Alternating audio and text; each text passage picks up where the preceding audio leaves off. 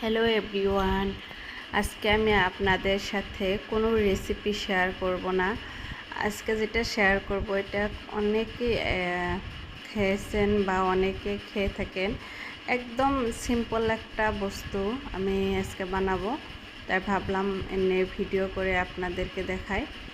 আর এই টিফিন বাটির ভিতরে দেখুন এই যে বুট, আমি 2 দিন আগে এই বুট ভিজে এরকম করে রেখে দিছিলাম। আর দেখেন বুটগুলো গাছ বাইর হয়েছে, গাজায় গেছে। আর এই গাজা বাইর হওয়া বুট দিয়ে আমি একটা কিবা চটপটা বানাবো, তার জন্য ভাবলাম আপনাদের সাথেও শেয়ার করি। আর কি করি দেখতে থাকুন, ভিডিওটা দেখলেই বুঝতে পারবেন। এই বুটটা 2 দিন আগে আমি ভিজিয়ে রেখে এরকম করে রেখে দিছিলাম, ভিজিয়ে সারা রাত ভিজিয়ে রেখে তারপর দিন এরকম করে একটা ফুটা ফুটা টিফিন বাটিতে রেখে দিয়েছিলাম। আপনারা চাইলে যে কোনো সুতির কাপড়েও রেখে দিতে পারেন।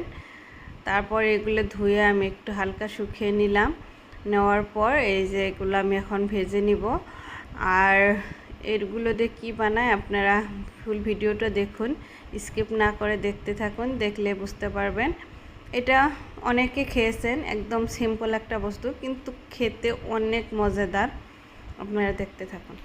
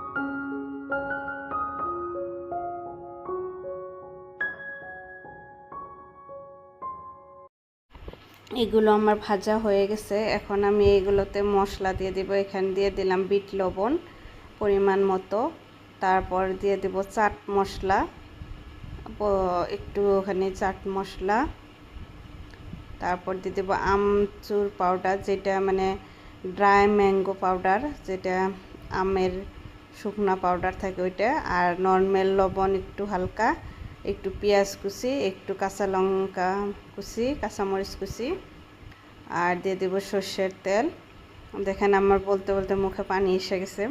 এখন এগুলো ভালো করে মিক্স করে নিলে হয়ে গেল আমার এই গাজা বুট চটপটা মানে চাট রেডি।